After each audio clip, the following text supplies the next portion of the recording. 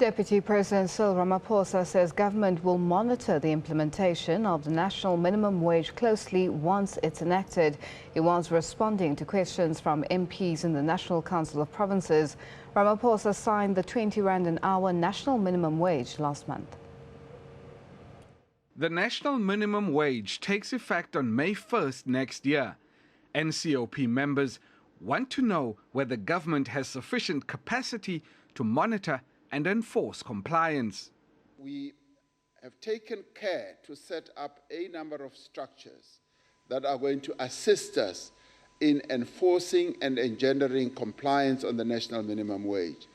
This is such an important area, or is going to be such an important area of South African life, because it involves the earnings of ordinary people, many of whom have been earning way below the 20 Rand an hour level.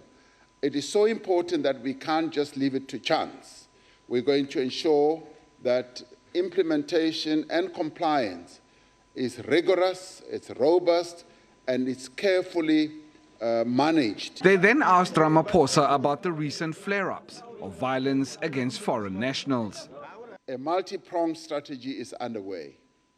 South Africa's immigration and refugee policy is being reviewed.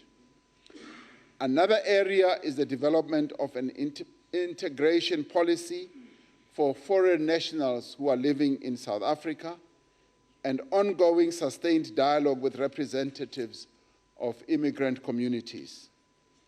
MPs also wanted to know what government's plan is to rescue the chicken industry. American and European companies are reportedly flooding the market at the expense of the local industry. Honourable Chairperson, the government will do everything in its power to ensure that there is no factory closures or job losses in the poultry industry. Within the provisions of the World Trade Organization's rules and South Africa's trade agreement, South Africa will vigorously deploy trade measures to protect our poultry industry from dumping and unfair trade practices. Finally, they put Ramaphosa on the spot on whether government still intended to withdraw from the International Criminal Court in light of the Pretoria High Court ruling that the withdrawal was unconstitutional.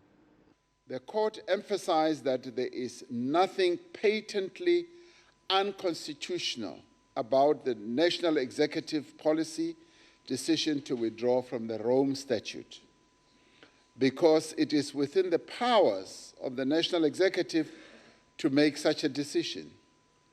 What the court has ruled is on process-based grounds. After careful consideration, government has decided that the orders in this matter will not be challenged. President Jacob Zuma is expected to follow Ramaphosa and respond to questions in the NCOP tomorrow. Lukhanya Khalada, SABC News, Parliament.